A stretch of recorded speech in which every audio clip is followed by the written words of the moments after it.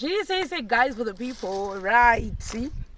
Tatikaya kunonzi kwaMazare kuya. I think vanobvuma musingazoti imba yakazopera sei. Saka tiri kunoku. Kwakamboita challenge yekuti marata ayo. Ndo zvino zvinondadzidza so far. Something chiri very special chikaperera pazhira. Marata anonetsa because marata yatakazotomafambira kuti tinomawana kukambani yekwaanogadzikwa. NdokwatakazotoFambira kuti tinoita sei tinomawana so that amechana because akata kavhi marata anga auya panapa kuti azowedzera kuti apese kuti roofing anga kata ndofunga chikata chisquare meno so saka masvingo mamusina kwanyika kwakusina kwaunda kupi kuchivhu but anyway ndo zvedu zvazomechana zvikapitana ndo back side ndo side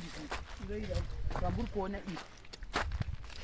saka ni mamwe acho anatori pasi apa anga aripo akatoenzana kala zvakadii zvese but asiri kumechana magroove achoni akatosiyana by far zvaita kuti manje ainde kuti kwangwa mudenga kudayo so we had to come kuti tinge tichasei tichita kuti areplacewe so that amechane iwa atype iyo saka zvakatoita kuti tese titouya tizoone izvo zvakangotora 2 days kuti zvikatswe anyway nekuti beam filling yanga isina kuitwa zvakare so we came here navasekurubheni vari kuseri koko zvakare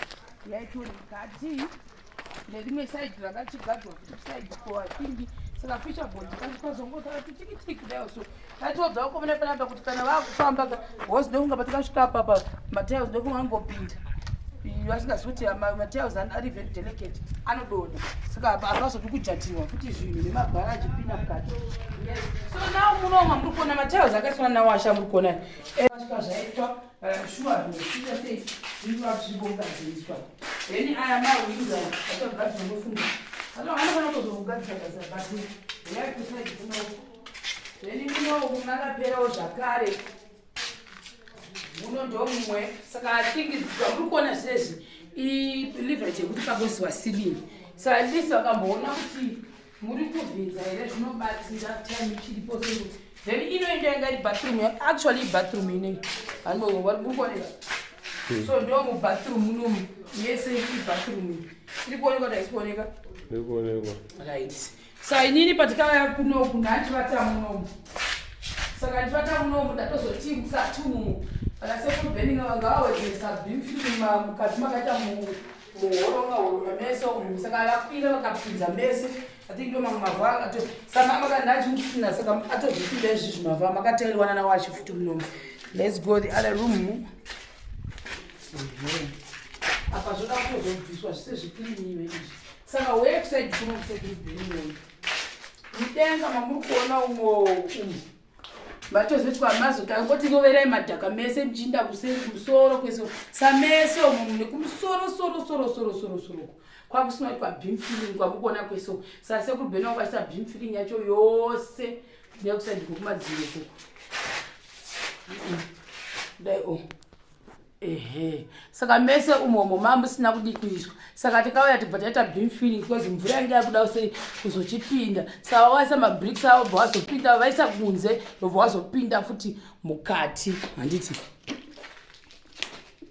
for the past 2 days ndokwatati tiri kunoku tichangosiyotameka sure kuti ngavati please clean mugarawo makachena but at the end of the day I think for the meantime toti kwaMazare kunokuchi ndokungatatohaya bwasi chimwe chakaita kuti tinge timbomira tiri kupa kuchinyudza kwakusingapindiki saka vanhu vakanoenda almost 3-4 days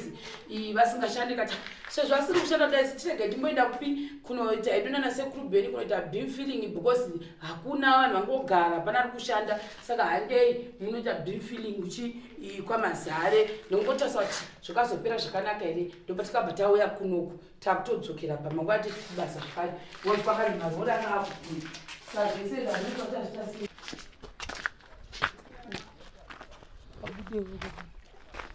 saka nindo izvozvo guys people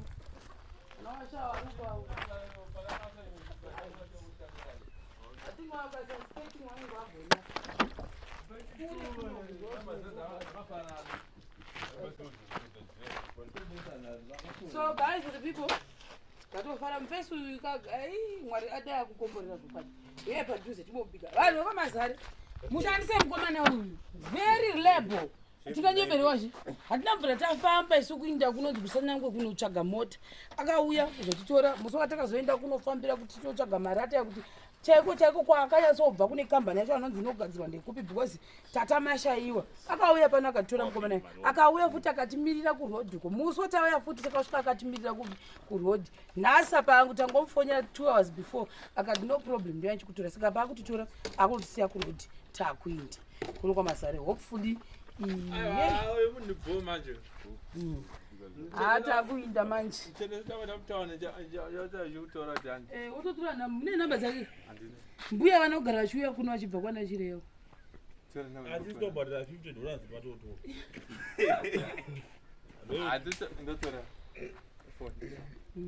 shuwa namba dzake pamberi nemuslima